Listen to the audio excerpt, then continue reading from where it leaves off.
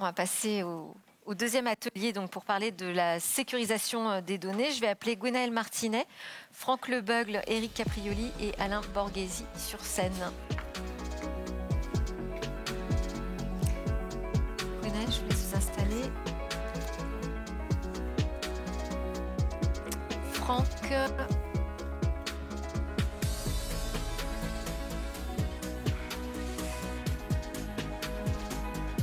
Éric Caprioli et Alain Borghesi. Je commence les présentations pendant que vous vous installez. Donc Gwenaëlle Martinet, vous êtes militaire de carrière, vous avez été chef de projet et conseillère du directeur général de l'ANSSI, l'Agence nationale de sécurité des systèmes d'information. Et aujourd'hui, actuellement, vous êtes directrice de la business unit cybersécurité de DocaPost. Franck Lebeugle, vous dirigez depuis 2020 les activités de normalisation pour le compte de la France au sein du groupe AFNOR. Quand on parle de l'AFNOR, on parle de normes volontaires, de standards qui sont rédigés par et pour les entrepreneurs, les pouvoirs publics, les consommateurs. À mes côtés, Éric Caprioli, avocat à la Cour, docteur en droit. Vous êtes spécialiste en droit de l'informatique et du numérique, membre de la délégation française à l'ONU, vice-président de la FNTC et fondateur du CESIN, qui est ce club français de la sécurité, de l'information et du numérique. Et puis Alain Borghesi, vice-président de la Fédération française des tiers de confiance du numérique. Vous êtes aussi rapporteur des travaux du groupe de travail archivage et coffre-fort électronique, donc au sein du conseil d'administration de la FNTC, fondateur et directeur général de Security.com, je le prononce correctement, qui est un éditeur de logiciels. Et vous êtes également membre de la commission de normalisation de l'AFNOR, qui est spécialisée sur justement ces questions d'archivage électronique et de coffre-fort numérique. Alors là, donc, notre sujet, ça va être la sécurisation des données, donc un besoin évidemment grandissant de sécuriser tous ces documents et les données afférentes face à des cyberattaques, on l'a vu juste avant, qui vont croissant.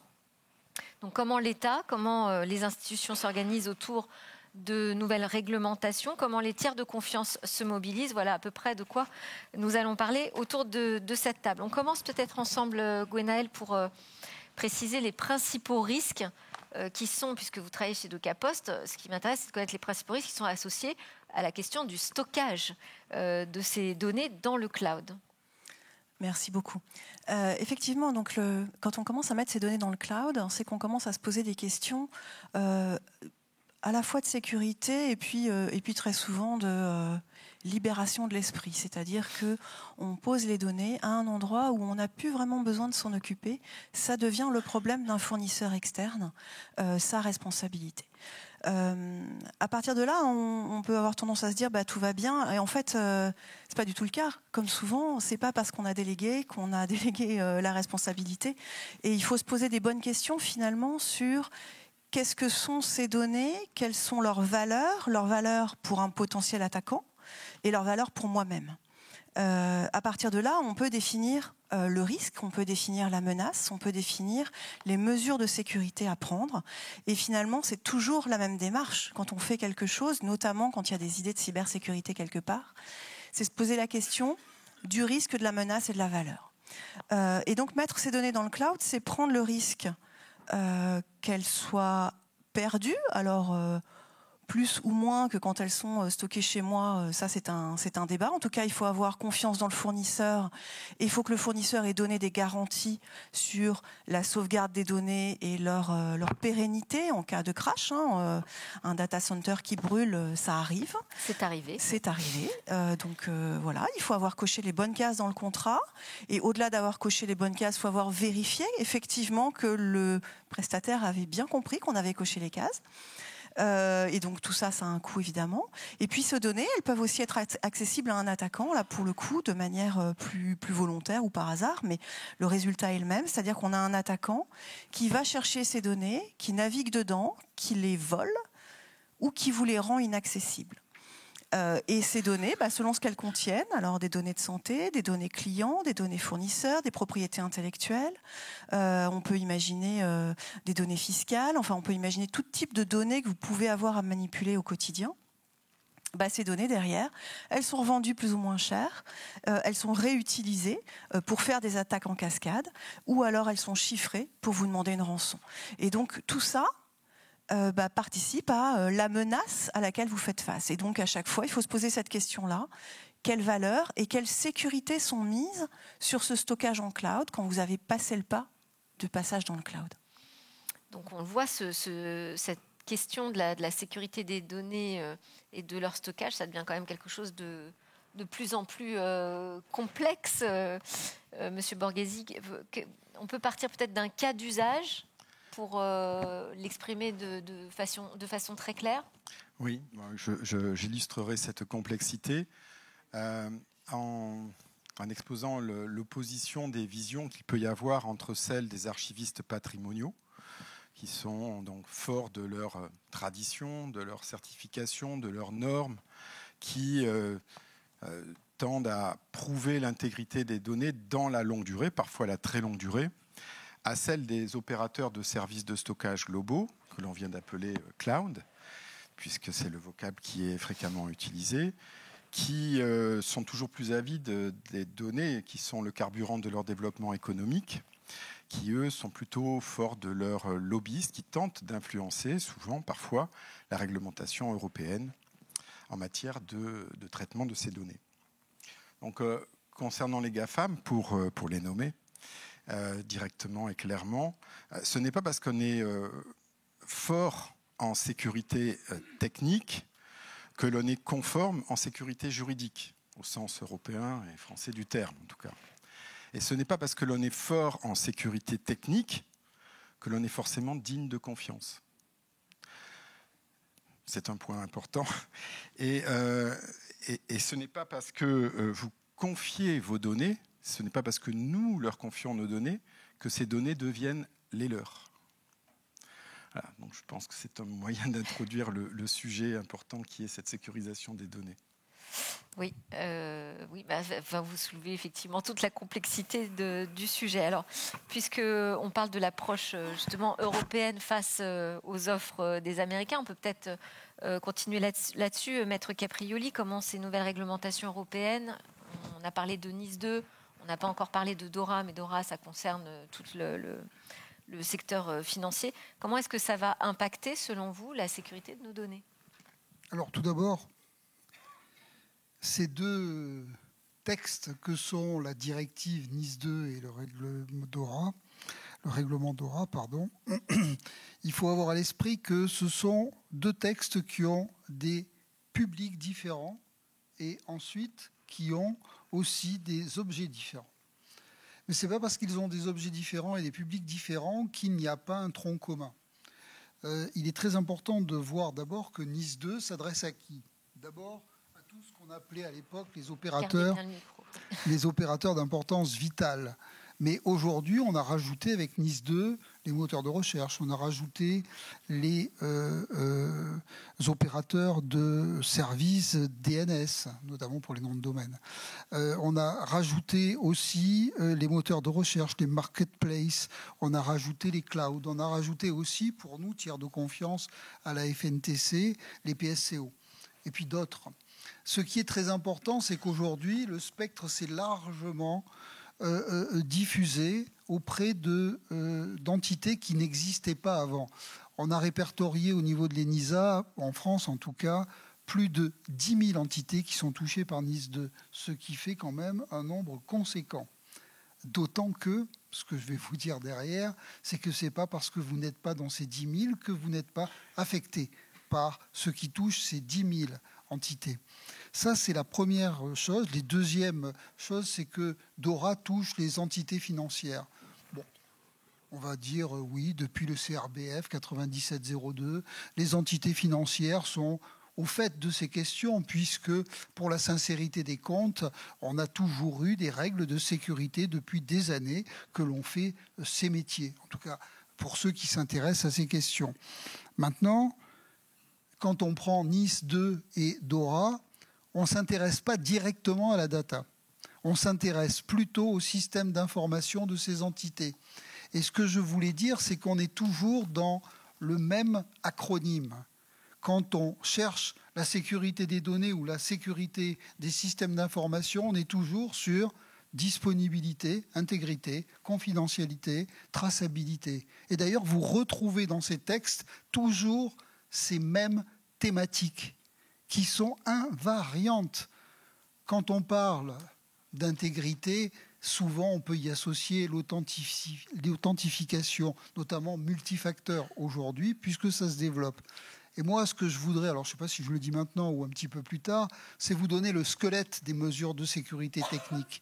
Le squelette des mesures de sécurité technique est très simple, parce que vous n'avez pas que NIS 2 et DORA, vous avez pléthore de textes, à tel point qu'on est dans l'indigestion aujourd'hui.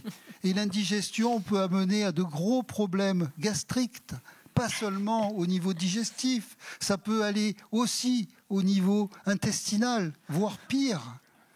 Et ça, je crois que nos institutions européennes n'ont pas mesuré la délicatesse de ce que je viens de dire. Parce qu'un gastro-entérologue ne s'y retrouverait pas. Maintenant, je veux dire que si l'Union européenne a pour finalité de développer les problématiques de gastro-entérologie, eh bien, je trouve que c'est gagné parce qu'aujourd'hui, on a plus de 12 textes. Plus de 12 textes qui viennent de s'abattre sur nous comme les fléaux que l'on avait dans la Bible, qui viennent de s'abattre sur nous, et sur nous, entreprises. Et c'est terrible ce que je vais vous dire. Parce que comment faire à digérer ces textes alors qu'on n'a pas encore terminé le RGPD ? On n'a pas terminé le RGPD. Et en tout cas, tous ces textes doivent être tous compatibles avec le RGPD. Alors, si je donne ce qui va être une petite complexité et ce qui va peut-être permettre de gagner un peu de temps aussi dans la mise en œuvre. Parce que on nous dit déjà, dit déjà quand même que pour NIS 2, par exemple, c'est pas avant 3 mois minimum qu'on commence, 3 ans minimum qu'on commencera à regarder qui fait quoi et de quelle façon. Oui, mais ça, c'est l'organisme de contrôle qui va regarder qui fait quoi. Si on ne s'y prend pas maintenant, dans 3 ans, on est tout nu. Ah, c'est sûr. Alors, pour la gastro-entérologie, évidemment, c'est mieux d'être tout nu. Ça va plus vite. On est déjà prêt pour les investigations. Parce que, alors, je le dis en plaisantant, mais c'est pas marrant du tout. C'est pas marrant du tout d'avoir eu une pluie de textes comme on l'a eu. Alors, il y a un creuset. Parce qu'il y a des gens comme moi qui s'intéressent à ce genre de sujet depuis des décennies. Alors si je vous donne le squelette, eh bien, je peux le dire de manière très simple. Aujourd'hui, dans tous les textes, je vais les citer tout à l'heure, mais je pense que je vais vous assassiner avec tous ces termes. Aujourd'hui, on a toujours les mêmes notions qui reviennent. Analyse de risque, approche par le risque, et c'est très bien. Et ça, on le retrouve dans tous les textes. Ensuite, l'approche n'est plus sur simplement une entité, un secteur, c'est un écosystème. C'est-à-dire, tout à l'heure, un des intervenants précédents, notre ami belge, l'a dit, et c'est très important, c'est un écosystème dont il est question, avec les sources d'approvisionnement, avec les prestataires de services essentiels et autres, qui viennent alimenter l'ensemble de ce qui va être soumis à ces règles. Ensuite, il y a la mise en place de procédés, de mesures techniques que l'on doit documenter. Ça veut dire quoi ? Tout simplement, mais beaucoup d'entreprises les ont, des PSSI, des plans de continuité d'activité. Si vous n'avez pas un PCA, je rappelle pour ceux qui sont les anciens, les PCA sont nés à propos de l'affaire Worms au début des années 70. C'est là que le PCA est né.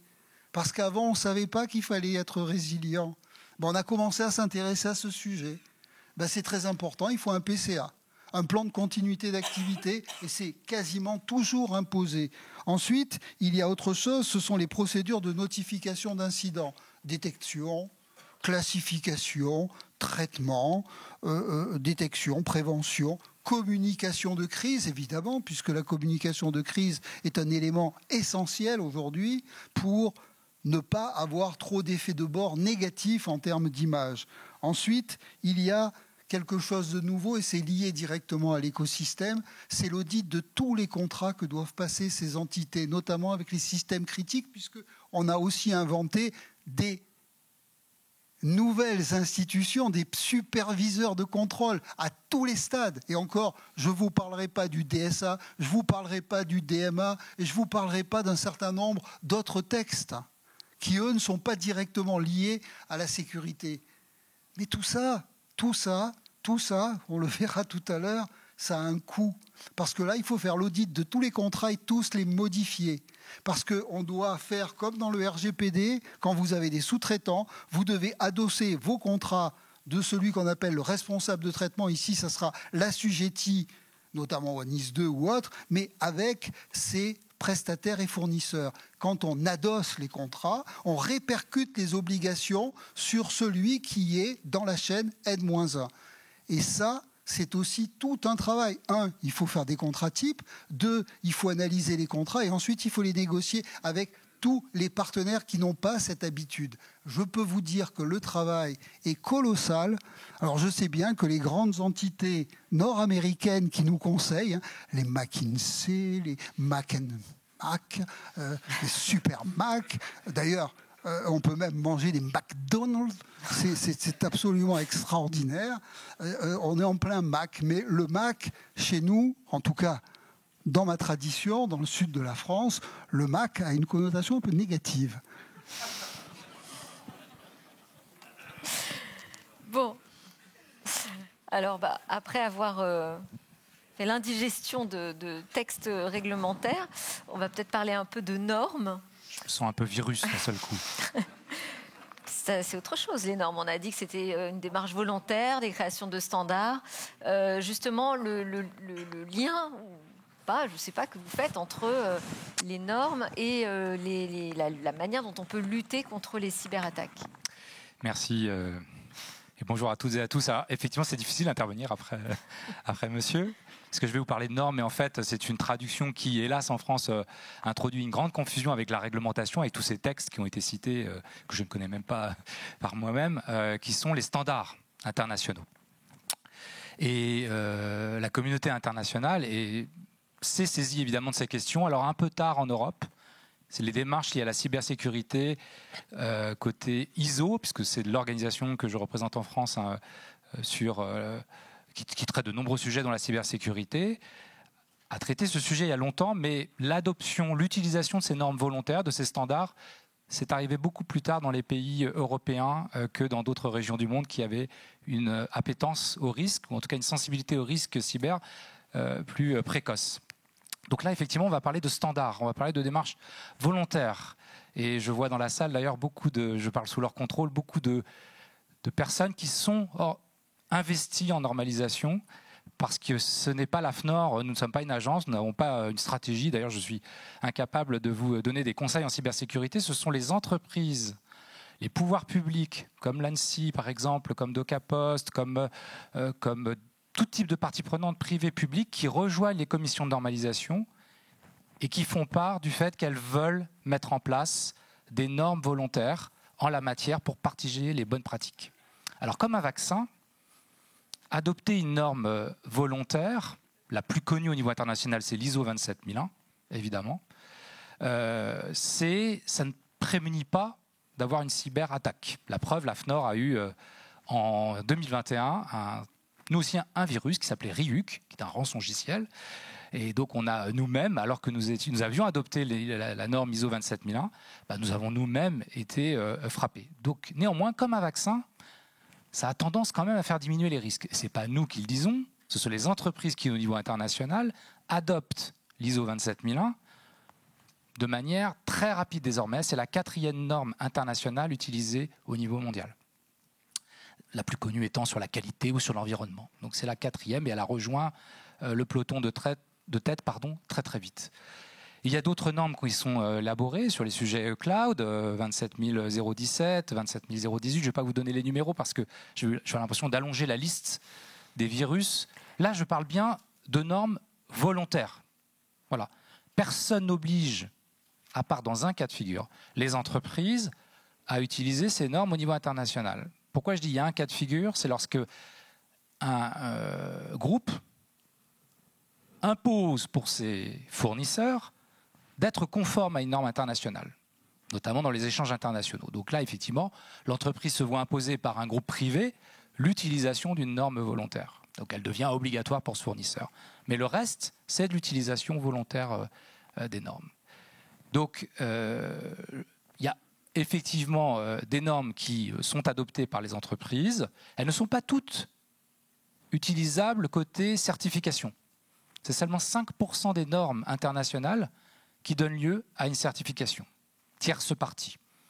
Je ne vais pas citer les grands certificateurs de France et de Navarre ou même du monde, mais il y a évidemment, vous pouvez vous faire certifier sur la base de ces normes. Mais retenez tout de même que 95% des normes sont adoptées par les entreprises sans avoir appel à une certification. Donc, il y a plusieurs normes, pas autant que de réglementations, parce qu'on parle de 400 000 textes, par exemple en France, 400 000 textes réglementaires, et au niveau international, on est à 30 000 normes au niveau mondial. Alors, le dernier point sur l'utilisation des normes internationales, c'est le fait qu'évidemment, lorsque vous parlez de réglementation, même européenne, à une entreprise de l'autre bout du monde, l'Europe est une grande région, mais le DRA, enfin tout ces, ne fait pas beaucoup. Le RGPD commence à avoir une certaine publicité, mais ça ne fait pas beaucoup parler. Alors que si vous utilisez effectivement une norme internationale qui a été adoptée par l'ensemble des 180 pays membres de l'ISO, vous n'avez pas besoin de passer beaucoup de temps à expliquer que vous êtes conforme à l'ISO 27001 à une entreprise qui est de l'autre côté de la planète. Donc c'est une des valeurs ajoutées des normes. On dépasse un peu la vision régionale ou nationale qu'il peut y avoir dans chaque pays du monde. Chacun a la meilleure réglementation en matière de cybersécurité, mais au niveau international, il y a cette facilité d'utiliser les normes pour parler entre régions du monde, et je reviendrai peut-être sur les démarches en cours. Là, j'ai cité des normes qui sont déjà publiées, utilisées par les entreprises. Et donc, vous dites qu'il y a quand même un rapprochement qui est fait entre normalisation et sécurité. Oui, il y a un lien qui est fait, effectivement. Et il y a aussi, alors à nouveau, ça va peut-être ajouter la liste qui a déjà été faite, il y a un cas de figure où les normes sont appelées par la réglementation, ce qu'on appelle donc les demandes de normalisation de la Commission européenne. Et je vais donner un exemple, effectivement, en matière de cybersécurité. La Commission européenne peut fixer des objectifs, le quoi, qu'est-ce que l'on doit sécuriser, mais elle ne va pas le décrire le comment. Tout comme sur le chargeur universel, lorsqu'elle dit « je souhaite que les téléphones portables aient un chargeur universel », elle ne va pas le décrire. Elle va renvoyer à une norme pour dire c'est à la norme technique de décrire ce que sera le chargeur universel.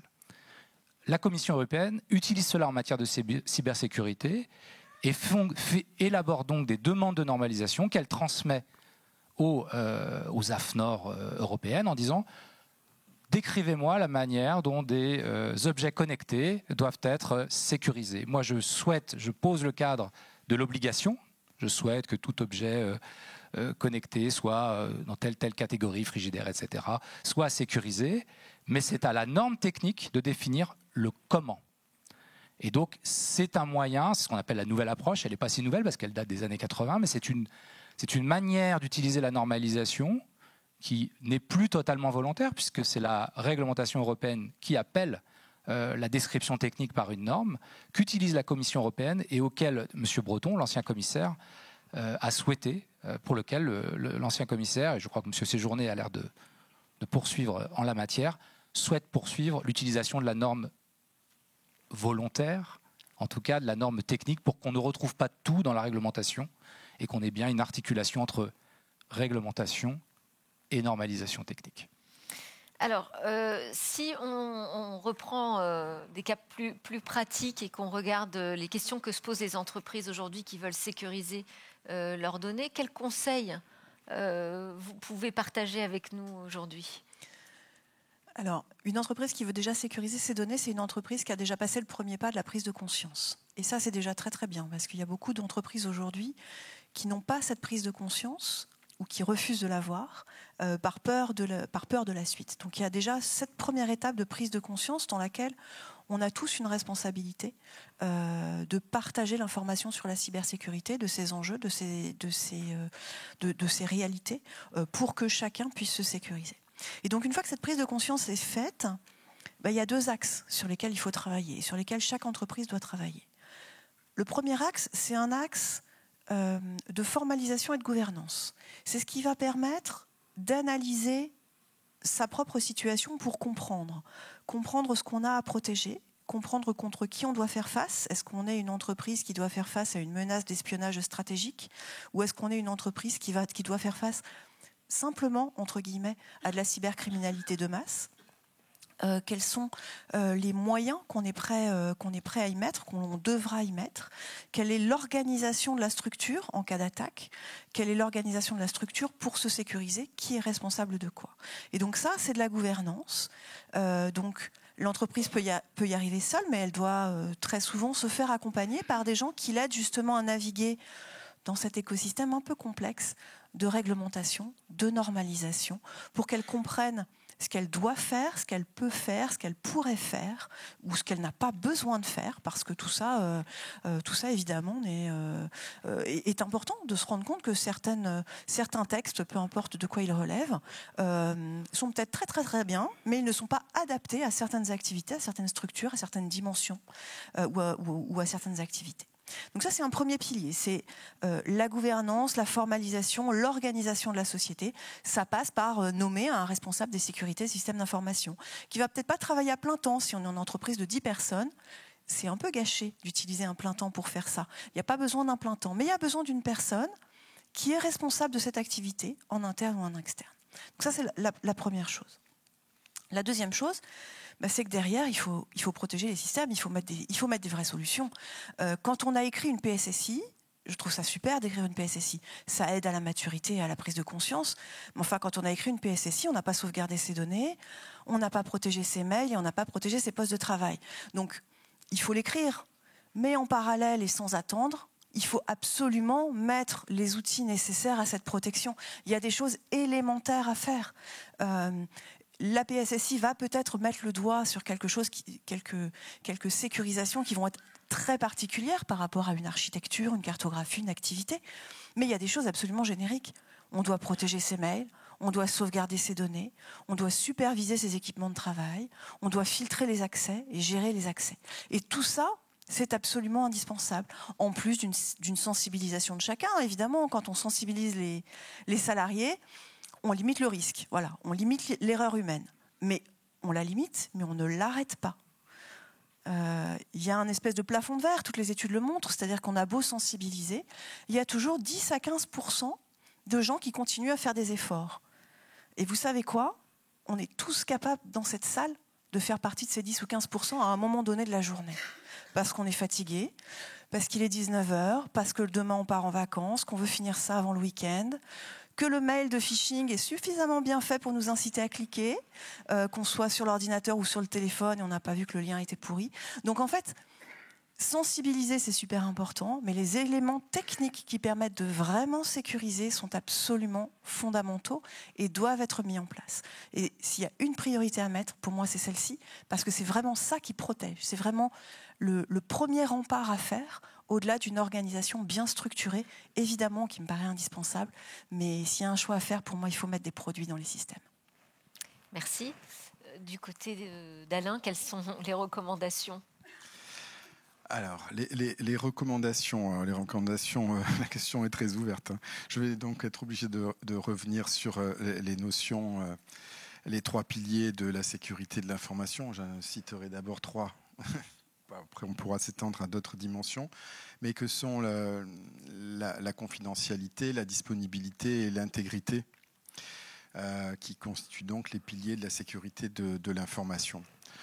Piliers internationalement reconnus dans les normes qui ont été citées tout à l'heure au niveau, pour la 27001, et qui sont donc les piliers aussi de cette norme et des bonnes pratiques.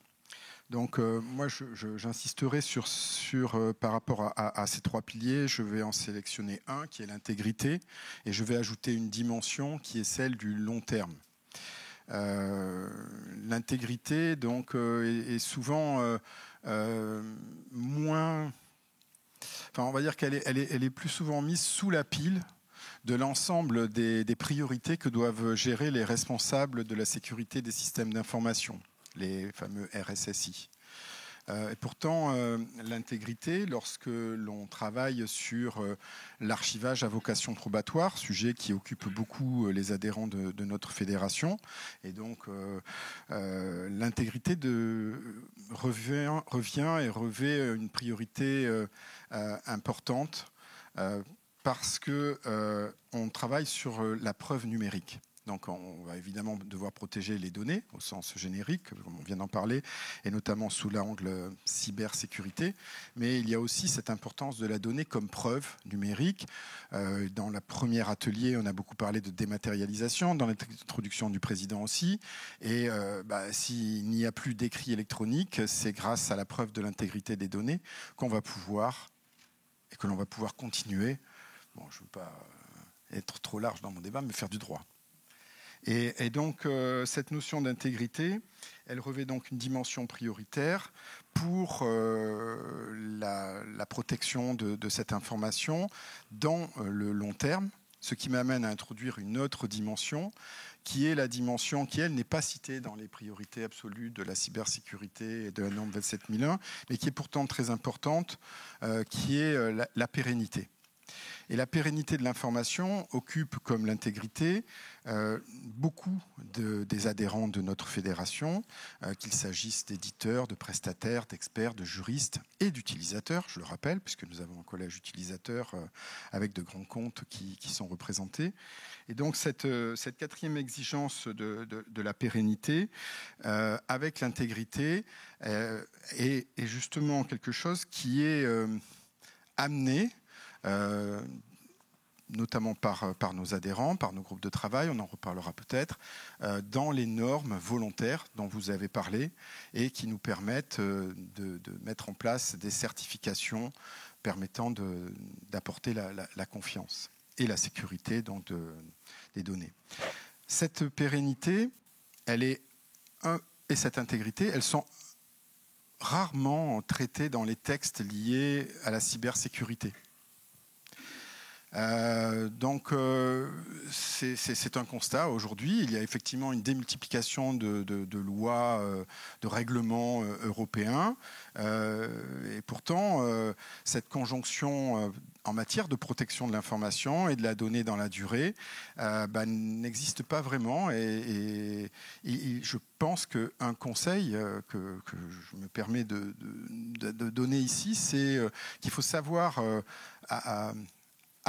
apporter au règlement NIS 2, donc lié à des problématiques pures de cybersécurité, les services de confiance d'IDAS. Alors évidemment pas de façon générique, mais pour des cas particuliers qui sont les cas qui vous occupent en tant qu'acteur économique ou plutôt acteur économique, donc en B2B, mais même en B2C. Donc, je terminerai une boutade quant à la protection et la meilleure façon de protéger les données, qui est que archiver, comme diriger, disent certains, c'est choisir. C'est choisir les données que l'on va archiver, donc conserver, et surtout les données que l'on va détruire. Et rien n'est mieux protégé, je le dis en regardant des personnes qui sont très concernées par les données personnelles, qu'une donnée qui n'existe plus. Donc ça, c'est un point de vue qui, évidemment, sera plus apprécié par les responsables de la protection des données personnelles ou les supporters d'un numérique plus éco-responsable que par les financiers de l'intelligence artificielle. Vous avez fait le lien tout à l'heure entre certification et protection contre les cyberattaques. Quelles sont ces certifications que les entreprises devraient viser en priorité pour être mieux protégées ? Alors, à nouveau, et s'il y avait un mot à retenir, c'est celui-ci, ça doit être un choix, comme vous l'avez dit. Et donc, je n'ai pas vraiment de recommandations, je peux simplement constater, comme je le précisais tout à l'heure, l'utilisation de normes internationales pour mettre en place des schémas de certification. Donc, on a cité la 27001, qui est certainement celle qui est la plus connue des RSSI. Et d'ailleurs, je constate, quand on regarde l'appétence pour ces certifications, ce n'est pas nous qui l'impulsons, ce sont les RSSI. Il y a eu une étude du CESIN qui rassemble les RSSI, qui montre que 88% d'entre eux sont à la recherche des certifications les plus pertinentes pour leur cas de figure. Donc, ils sont à la recherche, ils ne se font pas imposer, ils sont à la recherche. Alors, quelles sont-elles ? 27001, la plus connue, 27017 sur les services de cloud et 27018 pour les données personnelles mises dans le cloud sont certainement les schémas sur lesquels on voit le plus grand nombre de certificats se développer, pas en France, au niveau mondial. Donc, ce sont ces trois normes qui, aujourd'hui, sont vraiment, si on devait faire un podium, sont les plus utilisées par les entreprises. Pas toutes, évidemment, même si on a une croissance très rapide. Et puis après, on va aller chercher des schémas nationaux liés à une réglementation. Les deux plus connus en France et certainement les plus adoptés par les entreprises, c'est HDS, hébergement de données de santé. Et puis le deuxième de l'ANSSI, le SecNum Cloud, sur lequel on a vu un certain nombre d'entreprises engager des démarches de certification. Mais pour ces deux dernières-là, j'insiste, aujourd'hui, il s'agit de schémas nationaux posés par des autorités publiques. Et donc, c'est vrai elles peuvent être importantes au niveau national, mais il est difficile aujourd'hui de l'expliquer dans d'autres parties du monde, si ce n'est de dire cela correspond grosso modo à une ISO 27001, mais pour les données de santé. Donc on commence à essayer d'expliquer au niveau international à quoi correspondent des schémas nationaux. Donc voilà, si je devais donner un podium des normes en la matière de cybersécurité, ce sont principalement des normes ISO pour la première, et puis des schémas nationaux qui sont... Mais à nouveau, à part le cas de figure où ce sont des groupes qui imposent à leurs fournisseurs des schémas de certification, cela reste aujourd'hui, on le voit bien dans les chiffres, des démarches volontaires. Éric Caprioli, puisqu'on est dans les conseils, moi je voulais vous relancer sur les défis juridiques que posent ces nouvelles directives qui arrivent au-delà de l'indigestion. Quels sont-ils, ces défis juridiques ? Moi, ce que je rajouterais, parce que tout à l'heure, il a été dit un mot très important, c'est sensibilisation, oui, par madame. Et je crois qu'on a parlé de normes, on a parlé de toute une série de choses, mais sur le plan juridique, il y a quelque chose qu'il ne faut pas oublier, c'est le lien qu'il y a entre la norme et l'homme. Parce que je rappelle quand même qu'un facteur de faiblesse de nos systèmes, c'est l'humain. Et qu'est-ce qui va toucher l'humain ? Eh bien, c'est ce qu'on appelle la charte informatique, la charte administrateur. Aujourd'hui, on parle de charte d'utilisation de l'intelligence artificielle pour que nos salariés ne fassent pas n'importe quoi et n'aboutissent pas à des résultats de contrefaçon ou peu importe, en tout cas des choses qui peuvent être au détriment de l'entreprise en termes délictuels. Et je crois que les chartes sont l'outil qui permet de traduire juridiquement et qui est associé au règlement intérieur et qui découle directement de la PSSI. Moi, quand je rédige une charte, je pars de la PSSI. Parce que la PSSI, c'est un outil qui n'est pas opposable aux salariés, sauf à venir me l'expliquer. Alors, juridiquement, vous ne pourrez pas me l'expliquer, parce qu'il n'y a ni texte, ni jurisprudence qui disent ça. La PSSI n'est jamais opposable aux salariés. Ce qui veut dire qu'il faut un outil opposable aux salariés, c'est ce qu'on appelle la charte informatique, ou les différentes chartes. Et je crois qu'il faut insister là-dessus. Quand on regarde tout le tissu, je rappelle, il y en a près de 2 millions, PME, PMI et entreprises individuelles, elles sont pratiquement toutes sans charte informatique. Les chartes informatiques, c'est l'apanage des entités qui ont plus de 500 ou 1000 salariés. Les petites entités de 1 à 100, on va dire, il n'y a jamais de charte informatique. Et ça, c'est vraiment quelque chose de très nuisible à la sécurité de la donnée. Parce que le salarié ne sait pas quoi faire, le salarié n'a pas de guideline qui va lui donner le cap. Et quand on fait de la sensibilisation, moi il m'est arrivé à plusieurs reprises, notamment dans des collectivités, de faire de la sensibilisation auprès des salariés, des agents territoriaux.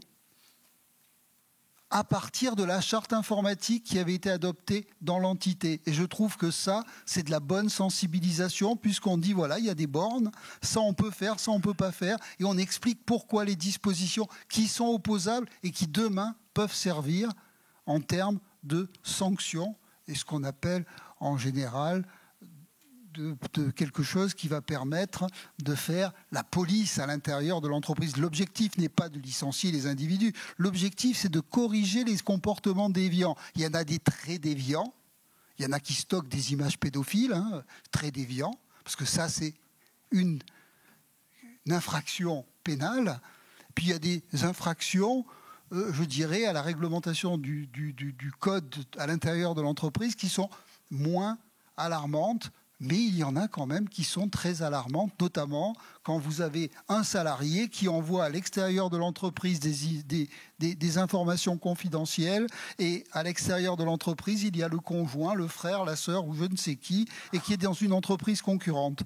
Je peux vous dire que c'est quand même très pénalisant, et sauf qu'il faut quand même le dire, prévenir, parce qu'en droit, il faut toujours annoncer la couleur avant, sauf les délits de droit pénal, mais autrement, il faut... Et à partir de là, je pense que c'est important de faire de la sensibilisation, et cette sensibilisation s'appuie au moins sur le document qui s'applique à tout un chacun dans l'entreprise. Et je crois que ça, c'est une bonne démarche, parce qu'en réalité, indirectement, on fait passer les normes, qui sont quand même assez compliquées, la 27001. Nous, au cabinet, on en a 2 qui sont 27001 en termes de lead auditor ou autre. Mais ce n'est pas parce que nous, on connaît que tout un chacun connaît la 27001. La 27001, c'est quand même assez compliqué. Voilà, c'est juste ce que je voulais dire. Le petit complément, n'oubliez pas que vous pouvez vous appuyer sur cet outil que vous avez certainement si vous êtes dans des entreprises de taille assez importante, ou en tout cas pas 10, 20, mais en tout cas, vous pouvez vous appuyer sur cet outil et vous pouvez le faire passer, et vous faites passer en plus des messages de sécurité essentiels. Merci. Je propose de prendre des questions dans la salle, si vous en avez, pour nos intervenants. Oui, monsieur. Bonjour, donc Philippe Salin, secrétaire général de l'association des DPO. Vous parlez effectivement à chaque fois d'intégrité, les critères d'intégrité, confidentialité, disponibilité, mais il me semble que dans la démarche, on oublie souvent la traçabilité qui me semble peut-être un élément important, sauf si je n'ai pas bien saisi. Surtout si on parle de fraude, il faut être capable de remonter par les traces jusqu'aux fraudeurs, et ça me semble important et souvent oublié dans certaines démarches, en particulier les démarches de la CNIL sur les PIA, toutes ces choses-là. Voilà, je voulais votre avis sur le sujet. Merci. Alors, il y avait effectivement traditionnellement la traçabilité comme 4e pilier de la sécurité des systèmes d'information. Dans les dernières publications, elle a été enlevée. Ce qui ne veut pas dire qu'il ne faut pas en faire, mais elle n'est pas reconnue comme au sens notamment des certifications. Vous n'avez pas autant de preuves à apporter en traçabilité qu'il y en avait par le passé. En revanche, au niveau de la FNTC, c'est un élément qui est essentiel. Et quand je parlais de pérennité, et que j'ai associé intégrité, pérennité dans l'archivage à vocation probatoire pour apporter la preuve face à l'écrit numérique, c'est évidemment une dimension essentielle. La fédération organise et coordonne des groupes de travail qui réunissent des experts, des éditeurs, des juristes, des prestataires et des utilisateurs. Et nous recherchons le consensus sur de bonnes pratiques. Je vous rassure en vous disant que la traçabilité est une de ces bonnes pratiques essentielles et que nous apportons aux organismes de normalisation, qu'il s'agisse des organismes de normalisation NF, EN ou ISO, ces aspects-là en les mettant en avant et en se battant pour qu'ils soient reconnus et pris en compte dans la certification. Parce qu'effectivement, c'est quelque chose en matière de preuve qui est essentiel. Merci. On peut peut-être se poser la question, c'est que quand la norme n'est pas adapté, est-ce qu'il faut appliquer la norme? Mais voilà, c'était juste... Il faut la compléter plutôt. C'est peut-être une question pour vous, ça. Il faut plutôt la compléter. Alors, la beauté de la normalisation, c'est que c'est votre voix. C'est-à-dire que lorsqu'une norme n'est pas au niveau que vous souhaitez, Il y a une seule solution, c'est de venir dans ces commissions de normalisation proposer un amendement, un changement, parce que, comme je l'ai dit, l'AFNOR, ce n'est pas une agence, nous n'avons pas d'expertise en matière de cybersécurité. Donc c'est la voix de l'utilisateur, c'est la voix du fournisseur de solutions qui doit venir pointer du doigt un manquement dans la norme, convaincre les autres, parce que j'ai beaucoup de personnes qui me disent que ce point est absolument indispensable, mais je remarque qu'ils ne sont pas toujours soutenus par la majorité d'une commission. Donc c'est important de convaincre les autres, et puis il faut le faire au niveau national, mais il faut surtout le faire au niveau international, car toujours très facile d'avoir raison avec soi-même.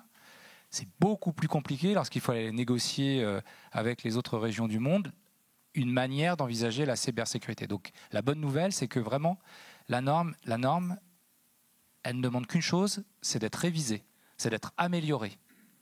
Et j'allais dire, la main est aux entreprises ou au pouvoir public lorsqu'ils sont dans les commissions de normalisation. Voilà. Vous voulez rajouter quelque chose sur la traçabilité, Eric? Non? J'ai eu l'impression. Moi, la traçabilité, je l'ai cité tout à l'heure, et dans le temps, des fois, le terme dicte, il y avait un P à la place du T, preuve. Et c'est très intéressant d'avoir ces éléments-là. D'ailleurs, quand on prend la norme ISO 27002, eh bien, on voit qu'il y a une annexe juridique qui, elle, va sur un certain nombre, alors je ne veux pas rentrer dans les détails et embêter tout le monde, mais va sur un certain nombre d'aspects juridiques où l'audit va aller dans des recoins sur la crypto, sur la propriété intellectuelle ou sur des éléments, notamment les données à caractère personnel, qui sont essentiels aujourd'hui. Et je crois que quand je dis essentiel, et vous avez raison de dire ça, parce que quand on va devoir prouver un élément, c'est-à-dire que ce soit un élément de fait, par exemple en matière pénale, ou un élément de droit plus courant, c'est-à-dire pour les actes juridiques, eh bien la question de la traçabilité est essentielle. Par exemple, quand vous regardez un système d'archivage et vous regardez l'accès, il faut savoir qui a accédé, qu'est-ce qu'il a fait. Donc la traçabilité est essentielle. Mais à son avis aussi. Au mien et au sien aussi, parce qu'on se connaît bien. Voilà. On a une autre question. Monsieur, là-haut. Merci.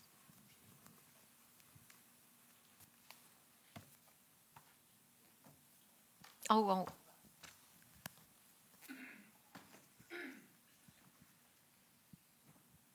Je souhaiterais juste revenir sur la preuve numérique. Et je souhaiterais poser directement ma question à M. Eric Capriolo.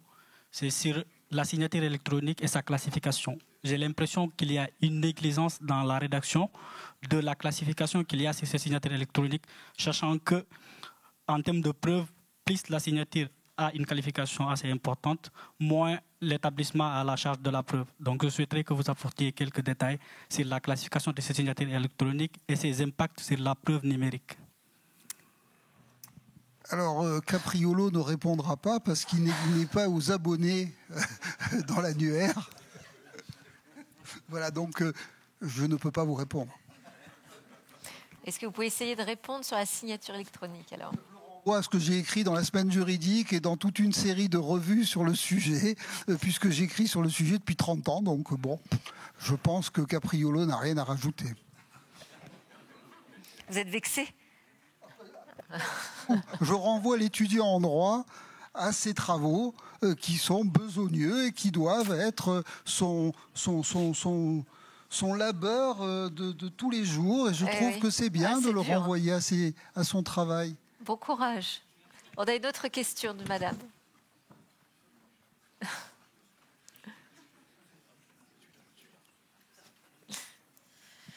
Bonjour, Agnès Ripolgis, cabinet Juliet Sterwen, donc pas McKinsey ni rien d'autre. Voilà.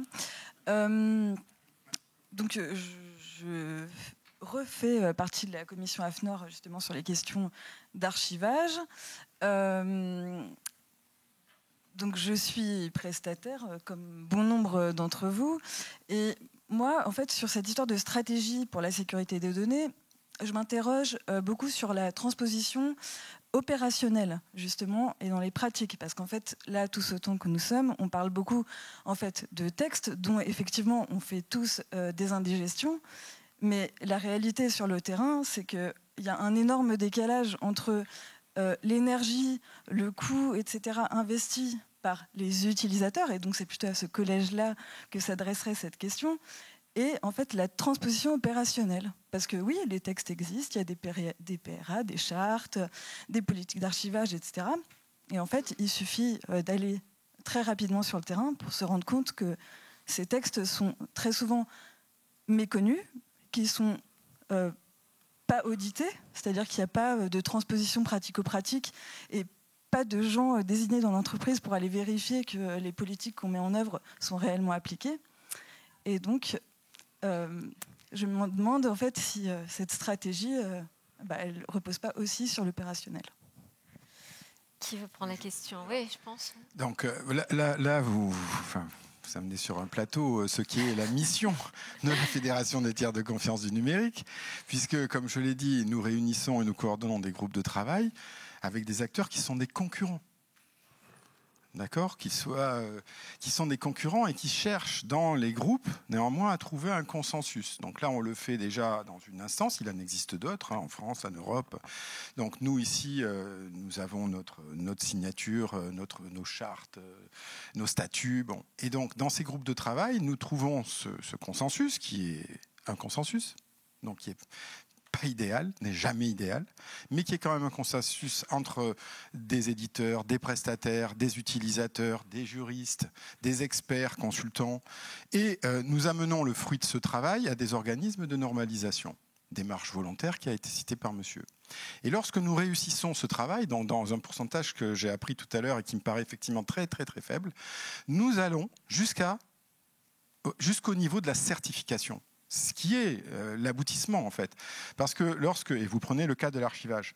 Donc de l'archivage, nous avons fait sortir une norme dans les années, je ne me rappelle même plus, 2012, 3, 4. Elle a été révisée à nouveau.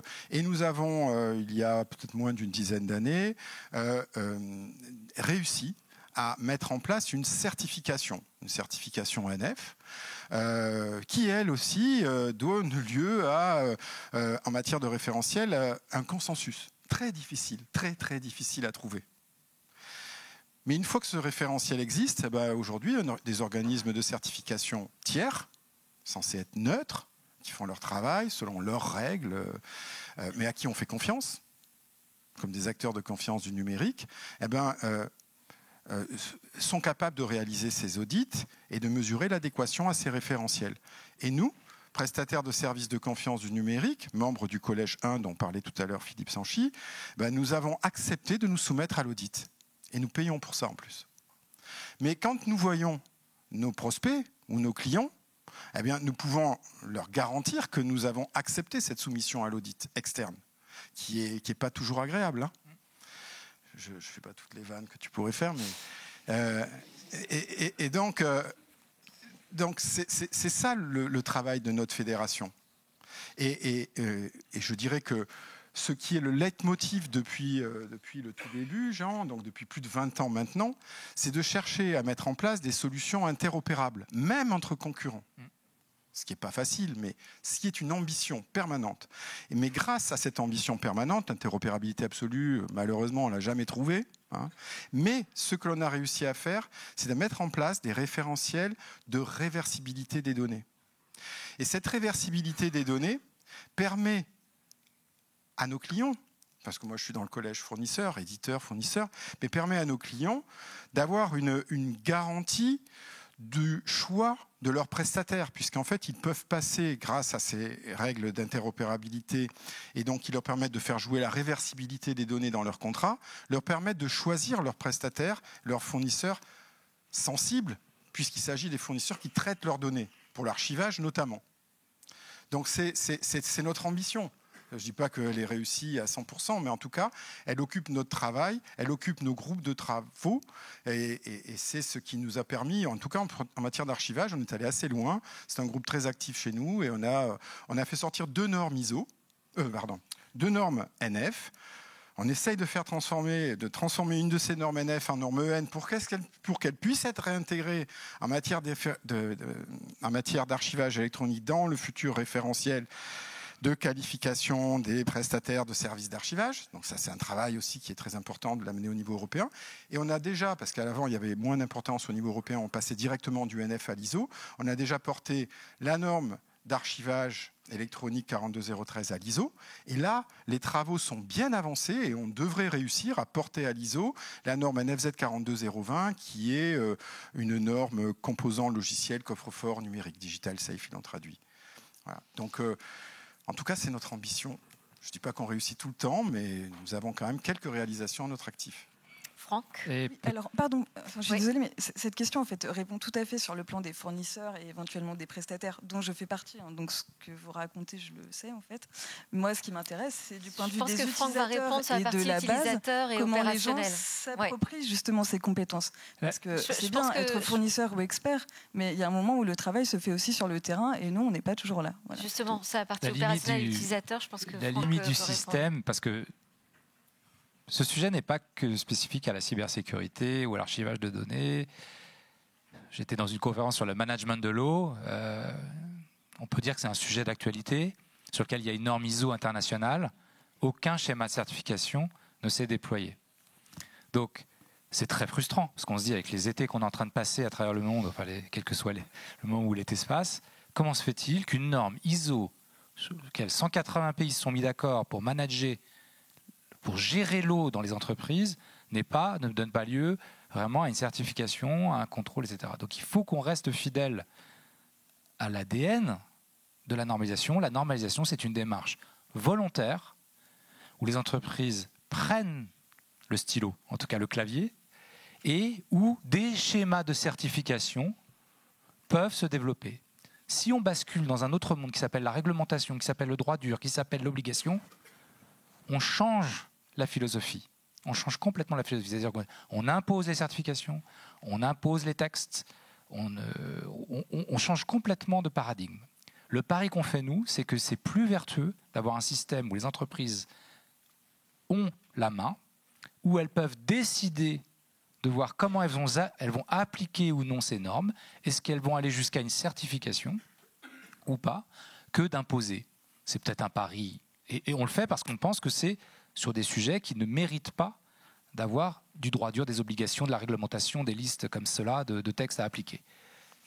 Mais du coup, la frustration, c'est celle que vous décrivez, madame. C'est-à-dire qu'on dit, mais oui, mais moi, je vois bien ces belles normes, mais l'entreprise dans laquelle je passe, elle ne l'applique pas. Oui, c'est marqué sur le fronton de l'organisation.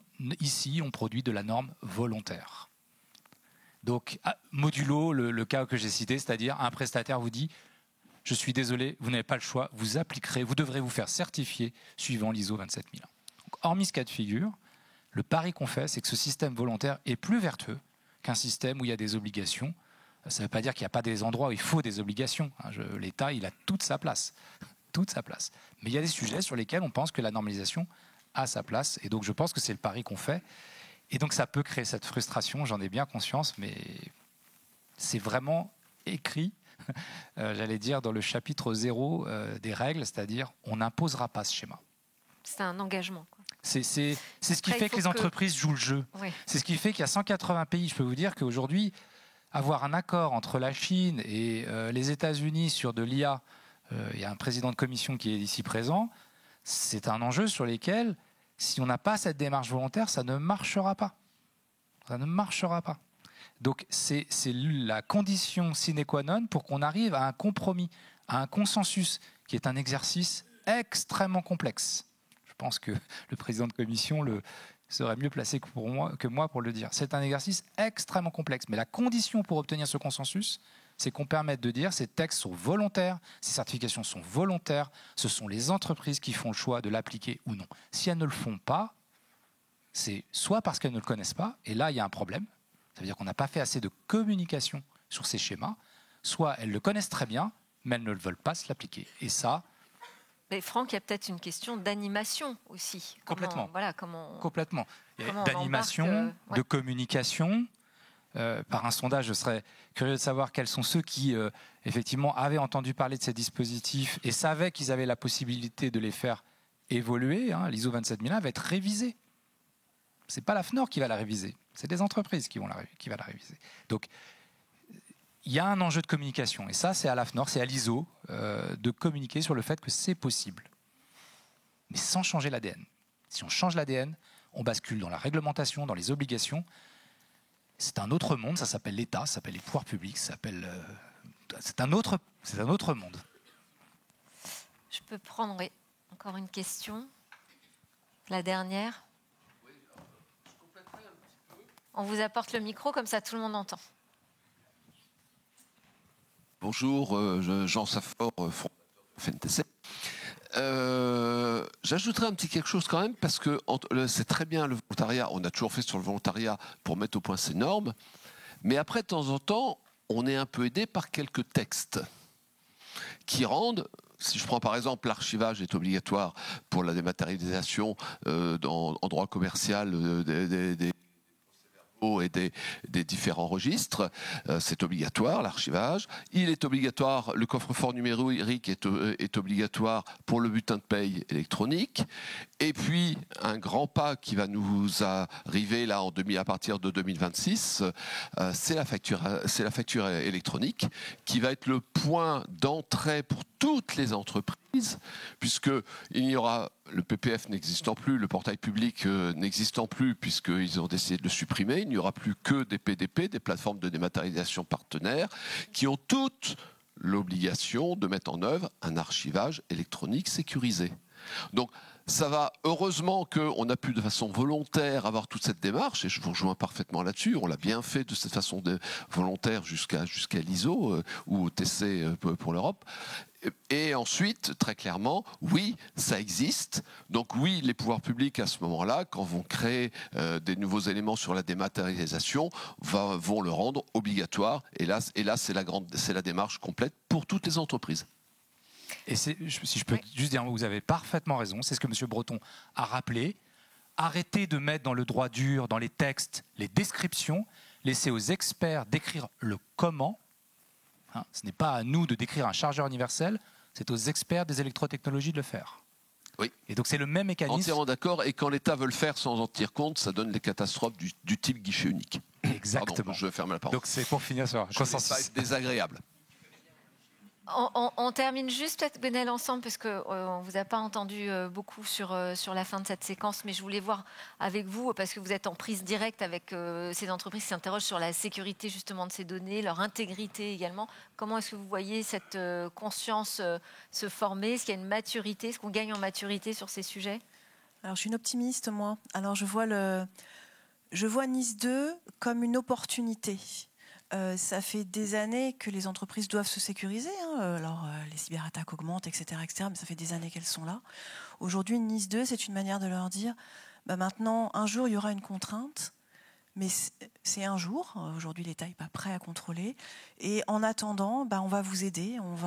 Donc, on donne un cadre qui permet d'accompagner, qui permet de dire comment faire.